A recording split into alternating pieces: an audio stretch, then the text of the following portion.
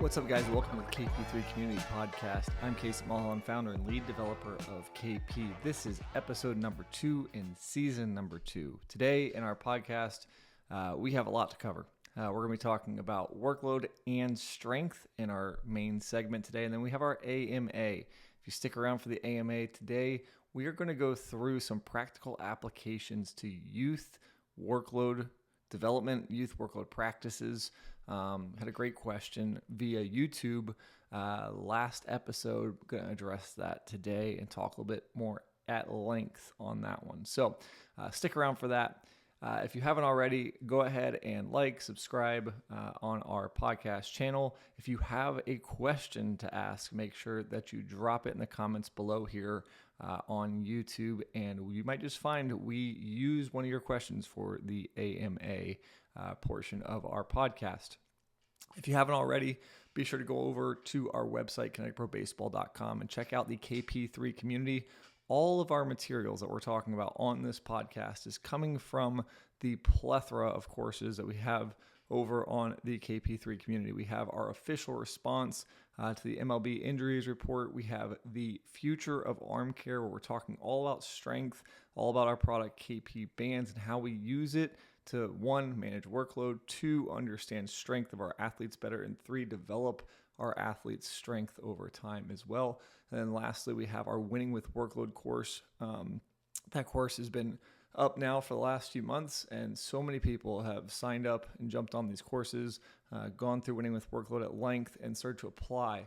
And guys, it's been really cool to hear the responses. So please drop us a line as well. Ask questions.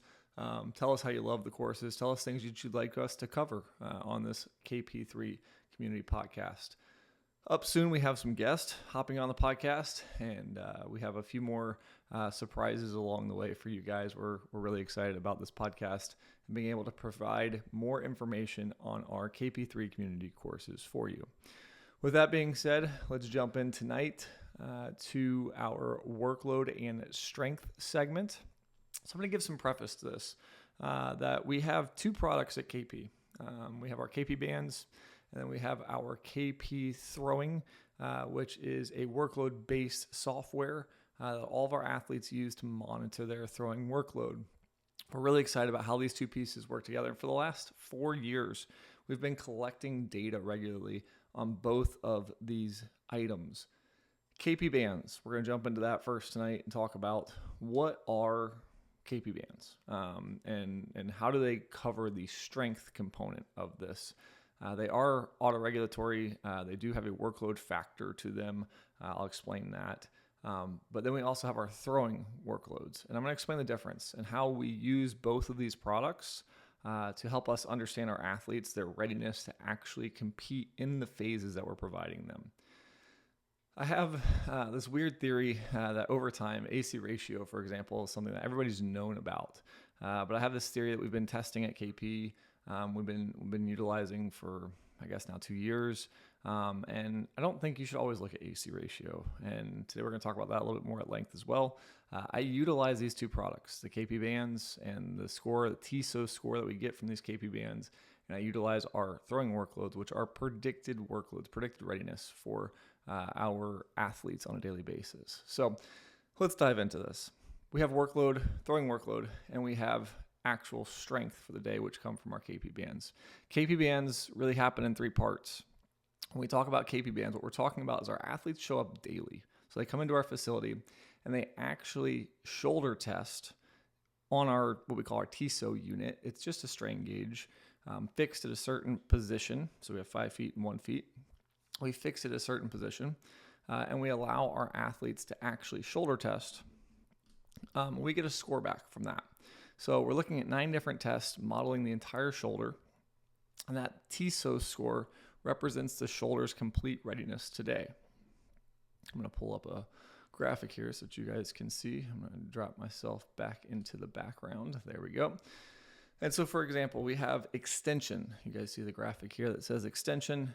Extension for us is looking at the lat. So the lat is the main force producer in that position for our athletes. So the athlete pulls on our TSO unit for 3 seconds, and that strain gauge gives us a score. We type that into the app back calculates some things, and then produces a score for extension specifically. Like I said, we have 9 different exercises that these athletes go through, and we get an actual strength score for that athlete today. So if you think about this, right, an athlete goes out and pitches, and then the next day, the athlete's maybe a little less ready.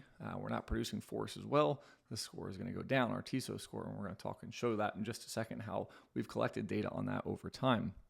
But it's really important to know these 9 different positions have been very studied. They come from research. So if you guys go again on our website, KP3 Community, you guys will find the Future of Arm Care course, and in that we detail how we came to the conclusion of utilizing all 9 tests. We use Naraxon EMGs to validate the positioning. So it's not just that we made these up based upon dynamometry and research.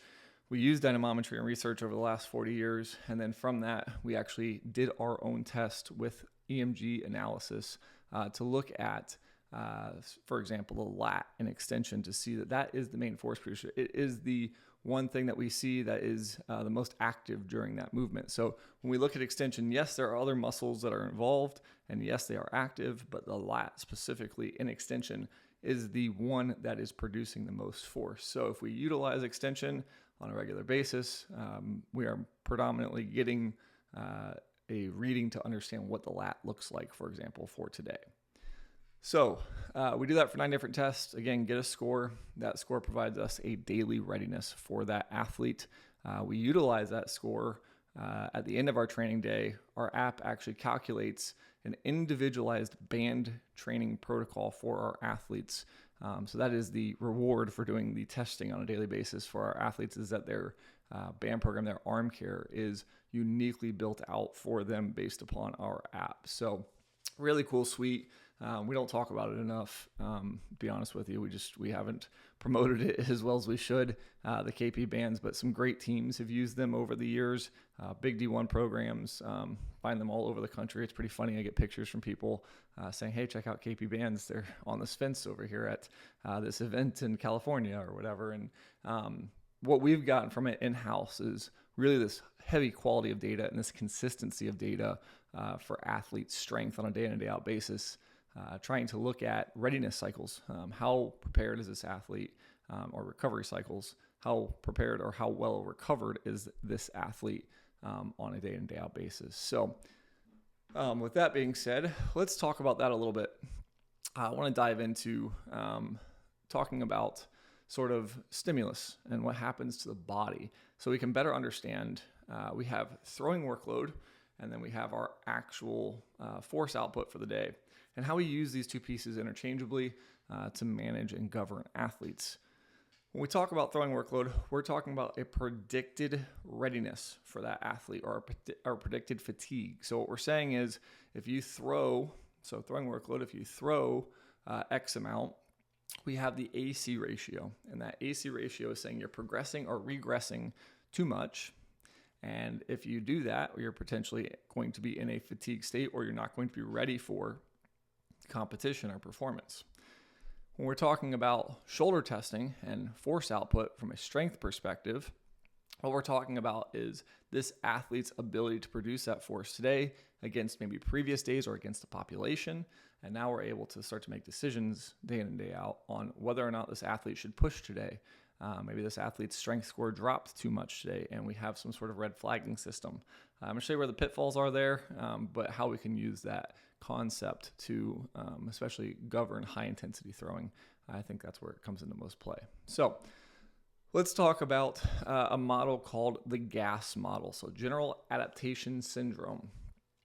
It comes in 3 phases. We have the alarm reaction phase, the resistance phase, and the exhaustion phase. When we talk about this, it's pretty simple. You guys see this black bar over top of the line and this dotted lines. It says workout. So what you're going to see is you're going to see some sort of stimulus being provided. We're going to call it the workout in this case. So some sort of stimulus being provided. And then you're going to see the line through the middle. That's the athlete's initial level of preparedness. And so this athlete's going to, as you see the blue line, athlete's going to drop in terms of that readiness. So this is basically the stimulus playing factor on the body. The body's going to go through this recovery cycle. And then you see that line, that blue line, come all the way out, and you see this arrow pointing up. It says super compensation. That's the body building back, and in this case, building strength. And then you see past that, you would see over time another stimulus introduced, and that body would go through that cycle again. Now, there are some issues with this concept, but we're going to use it as just a general understanding today to get the idea that when you provide load to the body, a proper amount of load, and the body can build back, you get super compensation, and that's what we're looking for. We're looking for the body to build back better, get stronger over time, and we're trying to provide the right amount of stimulus. We don't want to provide too much stimulus. And that takes us to our next point, which is, pop this up here, if the athlete overtrains. So if we look at overtraining, pretty simple. The athlete during that load, during that workout, does too much. And we had that middle line, which was the individual level of preparedness. If the athlete cannot recover and create supercompensation, meaning that line goes back over that preparedness and we start to build back, right? Our body may not be able to recover from the stimulus, and now we are in a fatigue state. We do that a few times over. We may see injury occur, or just over time we see that level of preparedness go down and down and down and down and down, meaning that performance is going to suffer. So you either have injury or you have performance suffering. And this is one of the biggest misconceptions for kids, I think. So if you're out there listening, maybe you're a player and you're wondering, man, like, why is my velocity fluctuating? Why am I not gaining velocity? Why am I not getting stronger? I'm putting in all this work. You feel exhausted every time you leave the gym. You feel exhausted every time you get done with throwing. You are potentially overtraining, especially if you are not adhering to proper progressions in your training programs, whether it be in the weight room or whether it be on the mound. You could also look at arm care, right? A lot of times we don't track sets and reps. We don't understand progression of arm care. And I think this is also with baseball specifically, we've created this environment where more is better. And especially from the arm care perspective, right? For throwing, it's usually less is better. For arm care, it's usually more is better. That's just not true.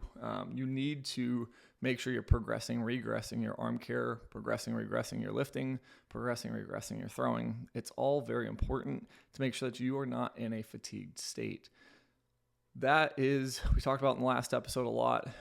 In my opinion, it's the number one reason why we're seeing injuries at such a high rate within the game. Guys are underprepared or overtrained going into those first outings of the year. Very rarely overtrained, very much so undertrained in preparation for those first outings of the year. And guys get hurt. It's just the reality of it. So back to our discussion here with overtraining. If we look at undertraining, okay, I'm going to explain why undertraining is dangerous. I think a lot of people don't understand undertraining. But basically, you have in this graphic here, this comes from our official response, by the way, to the MLB. So you can read more about this there. I go into detail on it. But you have the projected need for throwing fitness, which is the green line in this graph. And then you have the red line, which would show this athlete undertraining and not being prepared for that first outing, that first performance. So the undertraining, we needed the athlete to be at the green line, meaning they needed to build up enough to be prepared for game day, which is that gray box. So the green line is the proper progression all the way up to be ready for the fitness that they face in game day. Let's say this athlete goes on vacation for a couple days. Let's say this athlete, in this case, maybe gets sick and misses a week, and now they are undertraining, which is that red line. Well, when game day hits, so when game day actually shows up and this athlete only has a limited fitness level, we'll talk about it from like a marathon perspective, right? Let's say they're going to run a marathon today, 26 miles, but they've only built up to handle 3. We are in trouble because what happens is on game day, when that athlete goes out there, they are now going to overtrain. So we're going to go back to our overtraining graphic. So here's where you see the first workout bar that you see on this graphic. That is now their first game day, and they are going to start to overtrain. Now, outing 1 happens. They don't recover well enough. They get to outing 2, they're fatigued. Then that happens again. Outing 3, we can see an injury occur. Even outing 2, we can see an injury occur. So this is what happens to guys, right? They come in, they undertrain in the off season, and then they hit game day, and now they're overtraining, they get fatigued, they get hurt. Pretty regular, something that we see all the time.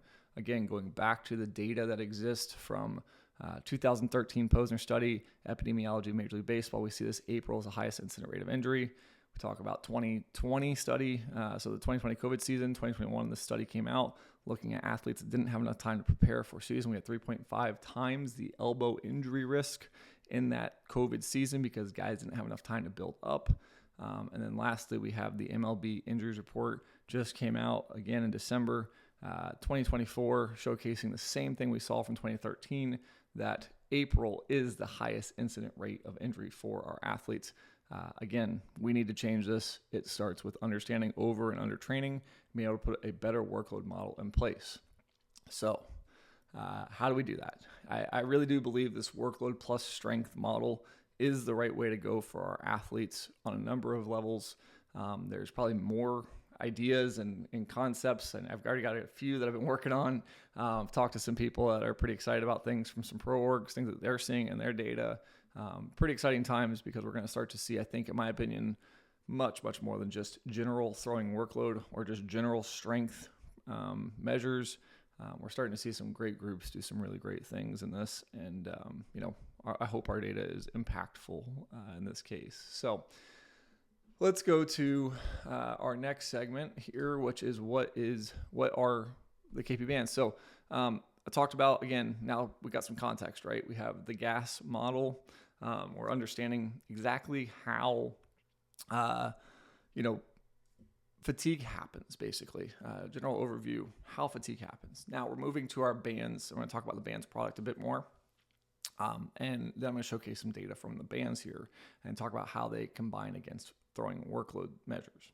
So we've talked about in the past how we calculate a single day workload. If you haven't checked that out, again, that's on our official response to MLB on our website. It's also in the Winning with Workload course. You guys can check that out. But we measure every single throw within a throwing day for our pitchers.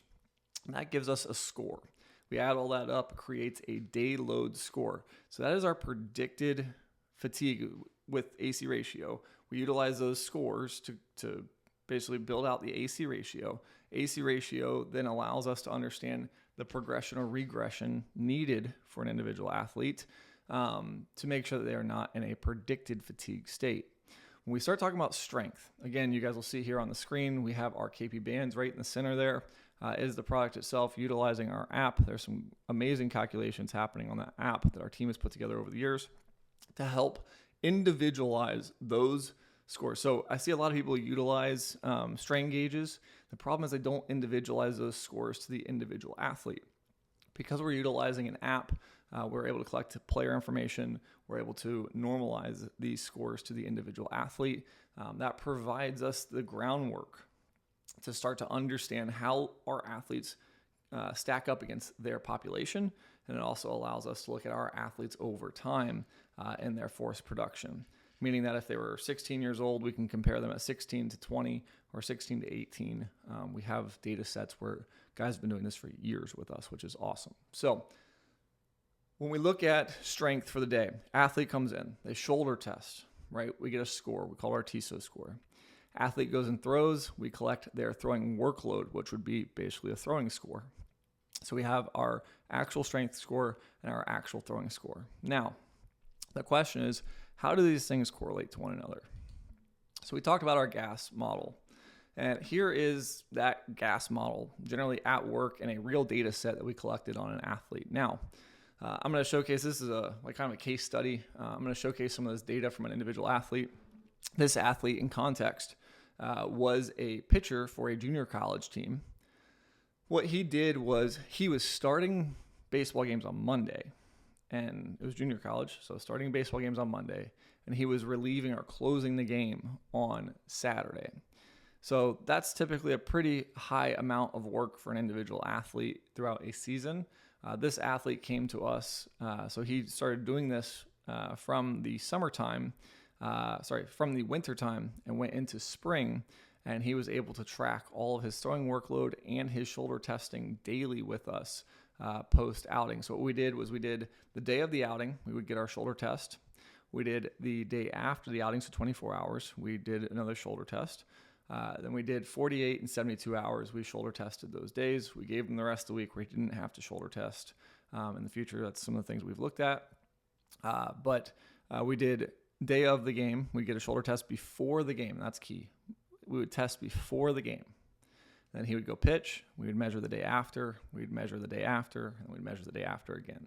So we're looking at, in this case, you see this graph on the screen here. It's the green line. Those are his shoulder scores, shoulder testing scores from those 4 days. Again, the first day of the game day was before the outing happened. So this guy's typically throwing on that game day would be his starts. He's typically throwing, in this case, 4, 5, 6 innings for that team. So from there, we would be monitoring, again, how did he come out of that recovery? How long did it take him to be prepared for getting back on the mound again?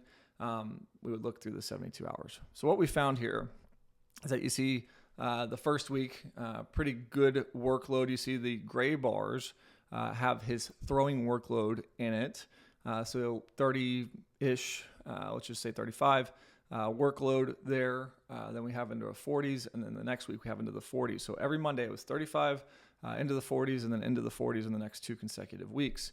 And then you see the lighter throwing days behind that. So in some cases, maybe like a 4 workload, a 5 workload, or a bullpen day would be that 72-hour mark, or a short box day, long toss day would be that 72-hour mark. So this is, again, us letting this athlete go out and execute his schedule. We're just tracking it as we go. And so what we found was pretty cool. So if we go through, we can look at all 6 weeks data here.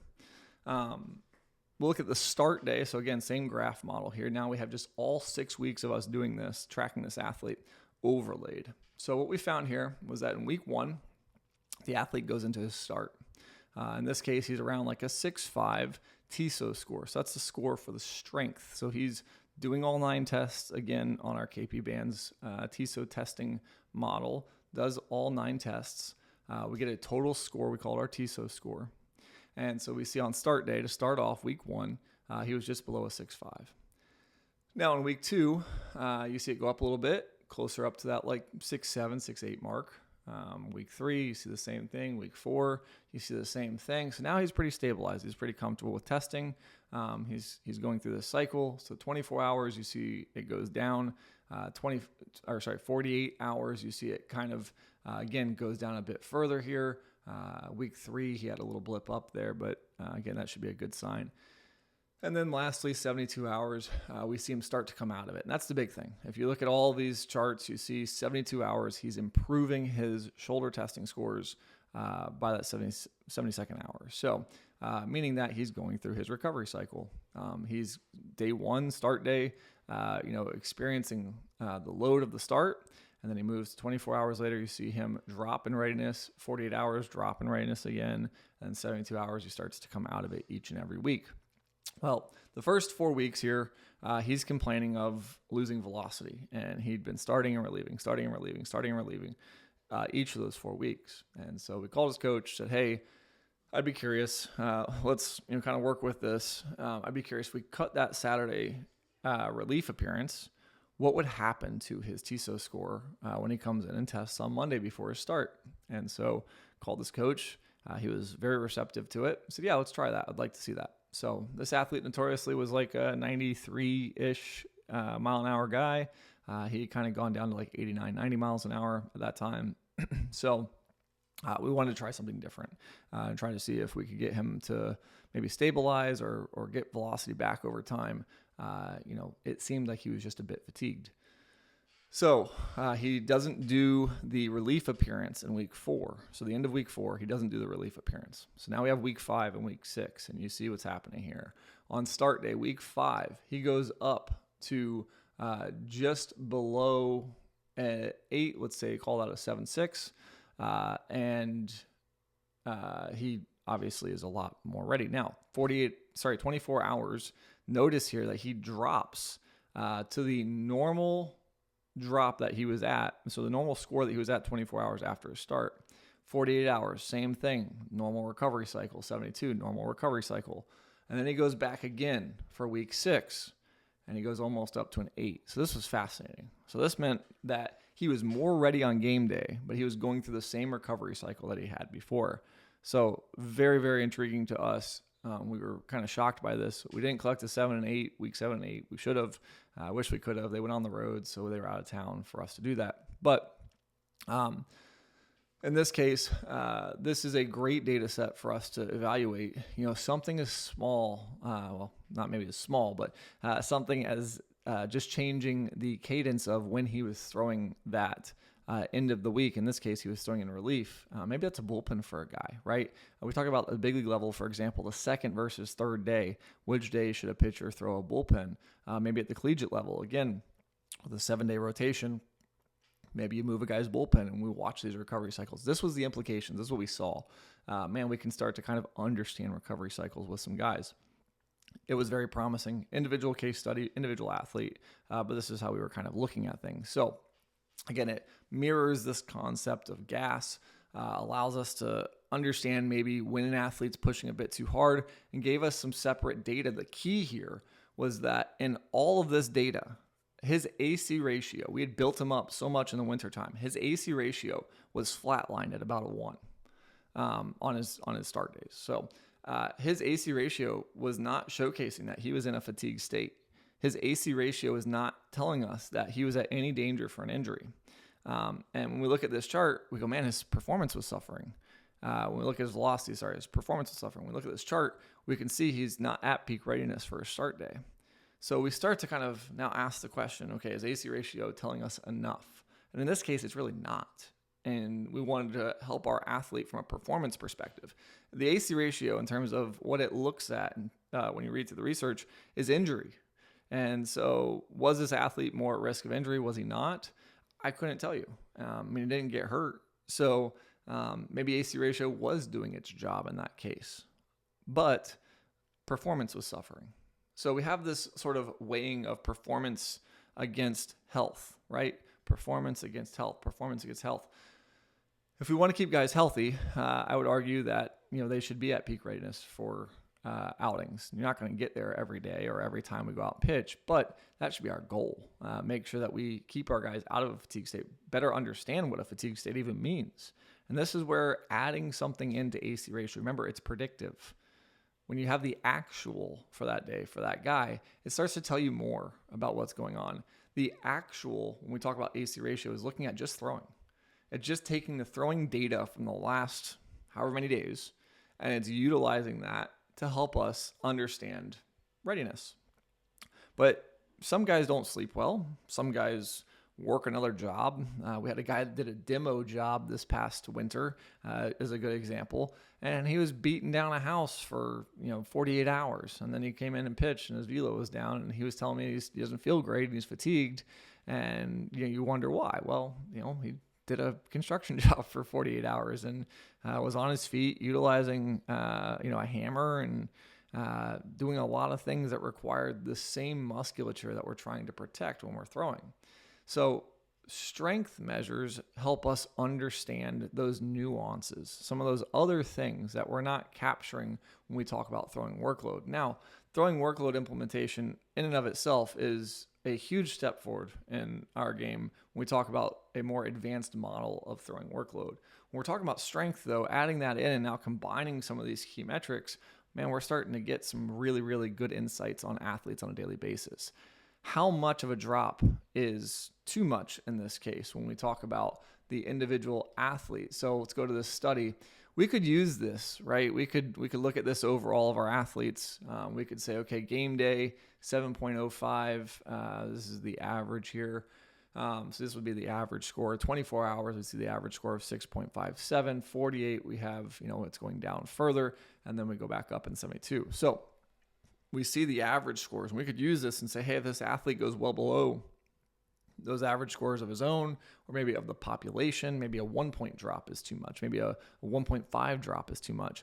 The reality is, when we look at this data on a much larger data set, it's not as telling as what this individual athlete's data is. And that's what we're working on right now. We're trying to find new ways to shoulder test, or to, I know Flex Pro Grip, shout out to them on this one. The forearm testing is huge. We're combining all these data sets and we're trying to figure out what is actually real here. How can we actually utilize a throwing workload value and also a strength value and start to gauge where athletes are at on a daily basis? That would be the pinnacle of us being able to help athletes, again, make sure they're in a good state. The key here would be, think about this. If I have an athlete who comes in who's pushing that top line of ACR, like a 1.35 or 1.4, and I'm seeing a really low test score from the TSO, well, guess what? That's very obvious now to me. This kid is fatigued. I've got 2 check boxes, and both of them are being checked in terms of measuring fatigue for this athlete. That's the kind of way that we can start to, again, utilize better models to help us understand our athletes and to ask questions as well. When we talk about combining these values, where would we use both of these values together? That's sort of the gist of this discussion today. Is if we're going to utilize strength and we're going to utilize ACR, for example, we're going to look at these. How would we, when do we know to default to one versus the other?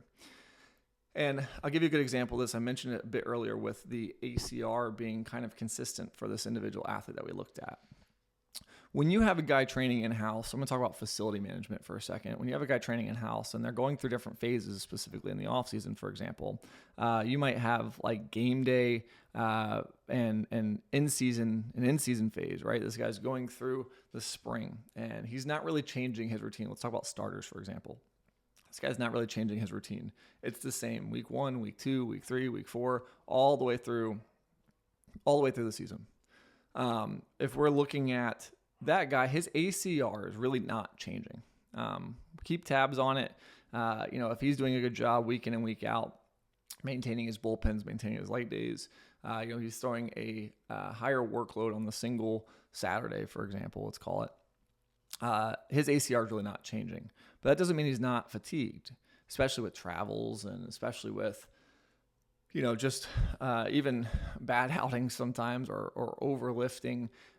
These guys can get fatigued. And so utilizing strength in comparison to the ACR in that case, I would default to strength most of the time to better understand this athlete's readiness in the season. ACR is pretty much fixed at that point. It's going to be around a 1 on those peak intensity days. We need to now look at something else. We're going to utilize strength in that case. So in season, I would look at strength pretty much across the board. When we're talking about off-season training, we're talking about velocity phases. Velocity phases, in my opinion, are the number one phase at which we should be looking at strength specifically to better understand our athletes, especially with these blanket sort of buy them off the shelf velocity programs where we're just chucking weighted balls or we're doing run and guns. I'm telling you this, everybody talks about the run and gun and demonizes the run and gun. Well, I don't think necessarily the compression throw of a run and gun where you actually run and you throw it, I don't think that's as much of the problem as it is that guys are sprinting 60 feet, 6 inches, multiple times in a session, and they really don't have a capacity for cardio built up. And I'm watching guys, every 5 seconds sprint down a lane and pull down a baseball. Well, you do that with, on top of it, plus 100% throwing. I think that's probably a recipe for disaster in many cases with guys.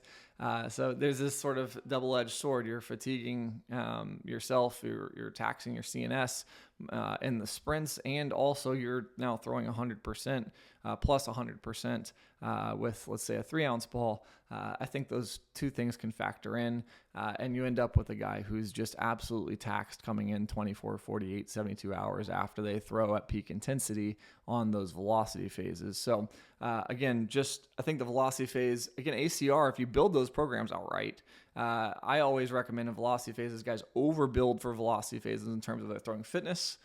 So in this case, let's say their chronic workload, their throwing fitness is up to like a 15, and then they will deload into that velocity phase, meaning that the velocity phase in terms of its programming is a lot less than what they had been doing in their actual throwing. So a good example of this is college in the fall. Guys get limited innings in the fall. They maybe get 12 innings in this case. They overbuild their throwing fitness for the end of fall. Then maybe October hits. That's the perfect time to drop somebody into a velocity phase. So they've overbuilt that throwing fitness, and now they deload into that velocity phase. They're doing 10 peak intensity throws, 15 peak intensity throws. They do that over 4 weeks. And now you've got a really, really good, well-prepared athlete. Guys who build up into the velocity phase, those guys, in my opinion, are the most at risk, because they're meeting, if you just take the velocity phase itself over those 4 weeks and you attach a throwing fitness value to it, those guys are just barely meeting the measurable throwing fitness value. But remember, especially if you're doing running guns, you're adding a whole nother variable to things. Yes, throwing fitness equals X, but in terms of intensity, that athlete's throwing more than what we've been measuring for 100% intensity. That athlete is now doing running guns in combination with their throwing.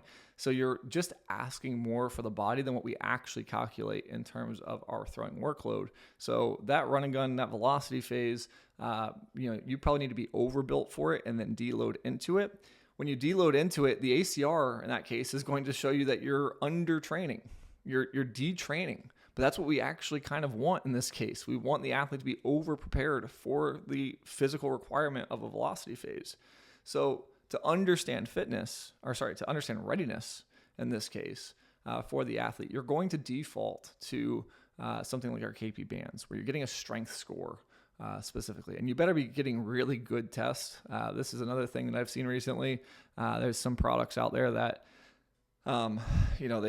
they promise a lot of things, and their actual measures are, again, in terms of tracking them back to throwing or looking at maybe EMG analysis of what they're actually supposed to be supplying as information, I have questions. And so I would be very careful what strength values you utilize. Now, I'm a bit biased because I have our product, which we've been using for a long time and have had success with.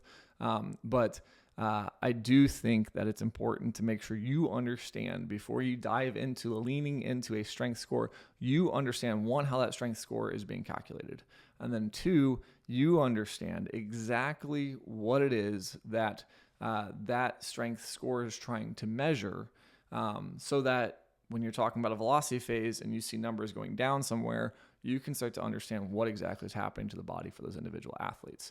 It's important. Now, I call this concept of utilizing throwing workload values, so ACR, and then using strength, I call it variable regulation. And that's when I talk to our guys, I tell guys all the time, hey, your regulation model is variable, meaning that today as a coach, I'm utilizing both of these models, throwing workload with an advanced workload calculation and strength, to help me better understand the decision I should be making for you today as the athlete. And some days I might pull you back a bit. Some days I might push you forward a bit, depending upon the phase, which I communicate clearly with the athlete, the phase and the numbers that are being shown for that phase. So one thing I would look out for, and this is my word to the wise for coaches, make sure if you're going to use a variable regulation model, make sure that you are communicating to your athlete clearly what data set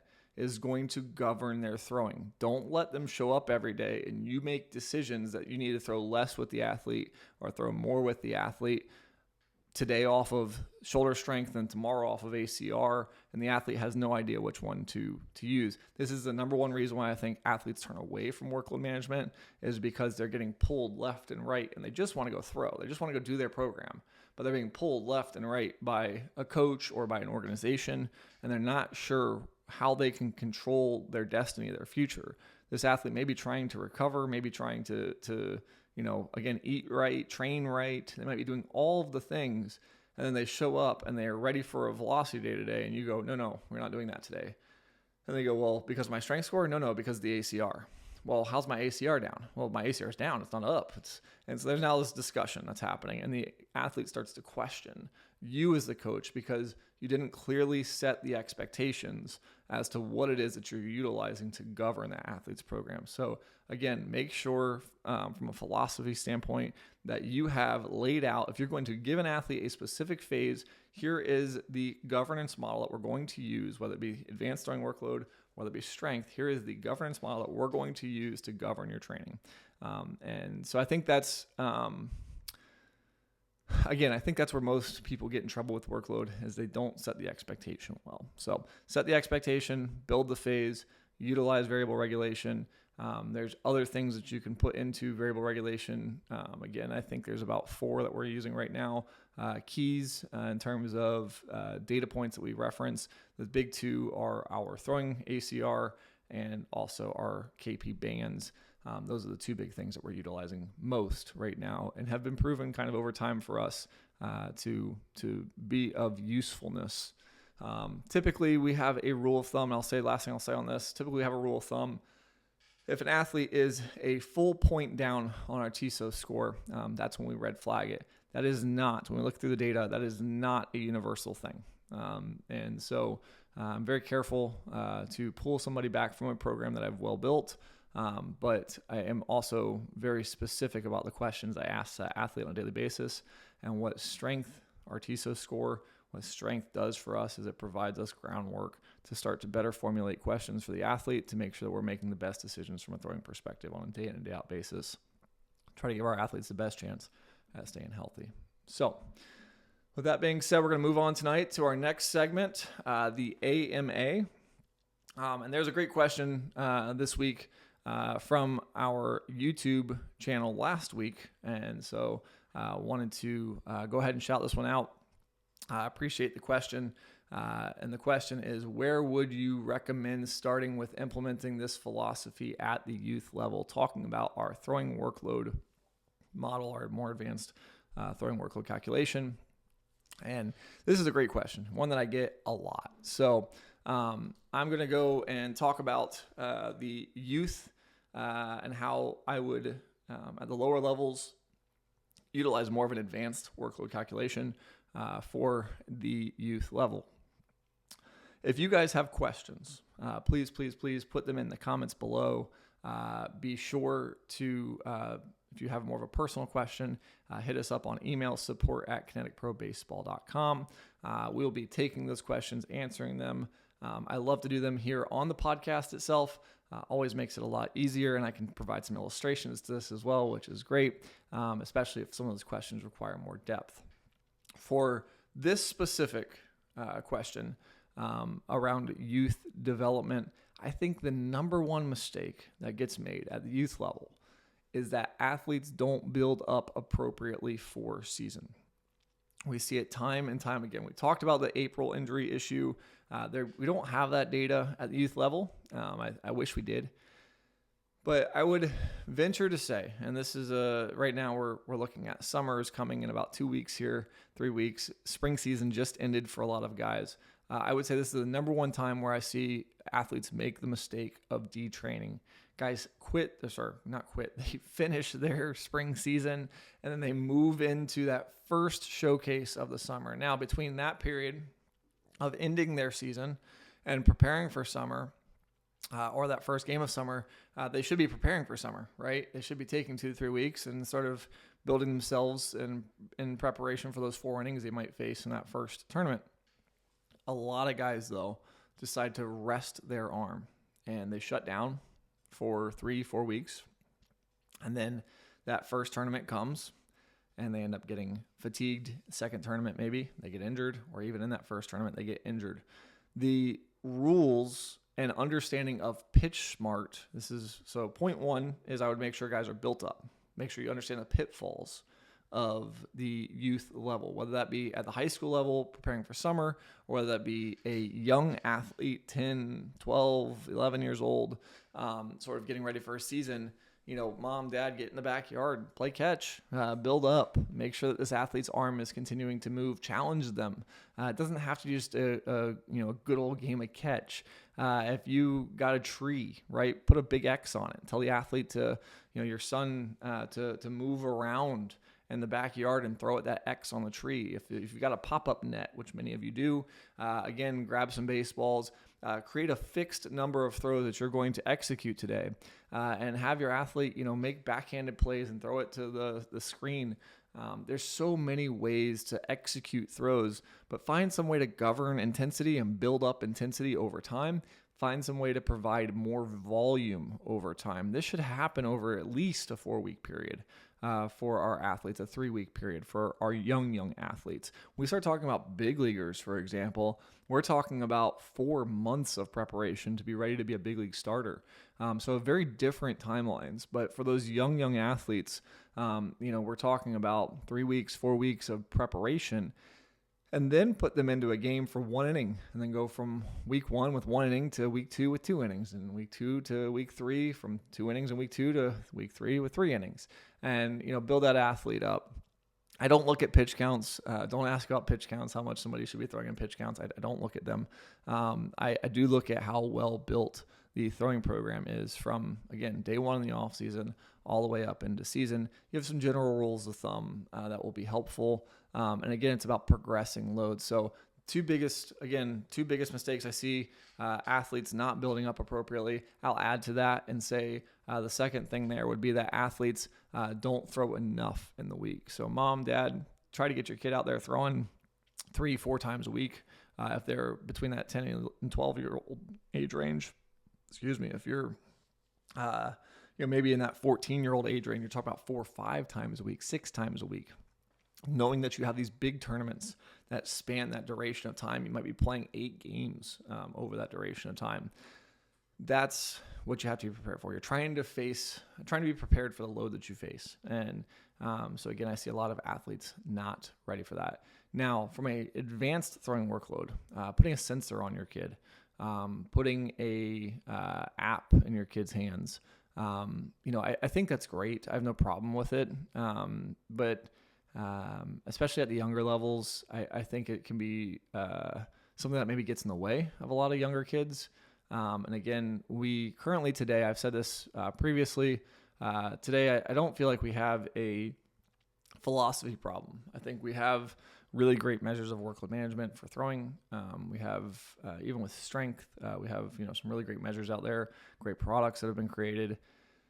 But I think we have, the philosophies are all right, but I think we have a technology problem. And that means that our technology today is not scaling up and down the game from the most advanced level, the MLB level, all the way down to the lowest level. And we need that. We need to see our technology start to scale. So I don't know that right now putting a throwing sensor on a kid's arm at the youth level is 100% the right thing to do. It's important to understand the pitfalls of what that throwing sensor is and what it does well, what it doesn't do well, and then what it does well for youth players versus what it doesn't do well for youth players. I am not anti-sensor on the arm. I love that idea. If I have a kid and he plays baseball, I will probably do something along those lines, but I would probably also not overkill it to many of your surprises. The way that I train our athletes now, we have massive dashboards and all of this stuff that governs our facility. If I had a very young player, I'm talking 10 to 12, I probably wouldn't use all of that. I'd look at some general ideas, and I'd have some more important than anything, I would have some really clear guidelines on what we as a family would do in a calendar year. And this would be my last bit of advice for you guys out there, for youth, is you have to put your foot down. And I think it's very hard in today's landscape. The system is very broken. You have to put your foot down. You have to decide, we are going to do these things, and we are not going to do these things. And I think one of the issues there is you start to worry about how you're perceived by your coaches. You're worried about how you're going to be perceived by your, other families on the team. And you're worried about being a nuisance, and you just want your kid to play baseball. I get that. But you have to understand the landscape of the game today. and realize that the travel baseball circuit is lined up to line the pockets of the organizations, the showcase and event groups, and they're doing it at the expense of 9, 10, 11, 12-year-old boys. I have a problem with that. And so you guys need to be very aware of that as a family. Make your decisions.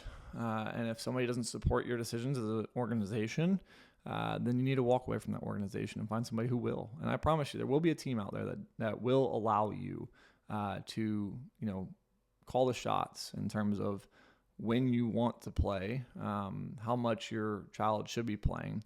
Guys, protect your family time. It's absurd to me.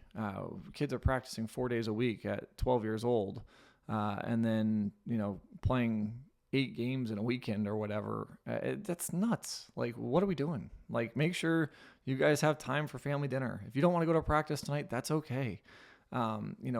Make a commitment, stick to the commitment, be at practices, make sure your kid's taken care of, but make sure you protect your family time as well. There should be a healthy balance. Your kid should not be thrust into, being pushed to be a professional athlete early. Workload management should not be the reason at which you're deciding that you're going to go out there and have your kid on the field 5 nights a week.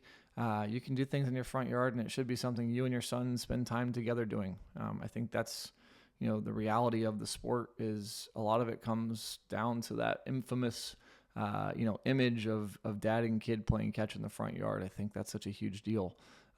We've kind of lost that. We outsource the dad in that case. We make it a coach, a private facility coach, or we make it a travel ball team. And it's no, it should be something that happens at the home. Great memories for your kid down the road. I remember my dad and I playing catch when I was a kid, and him hitting fly balls to me and stuff. Make those moments happen. Even if you're not great at baseball, make those moments happen with your kid. I think that's important. So my advice, and thanks for the question. How do you implement this at the youth level? Again, make sure that you schedule, right?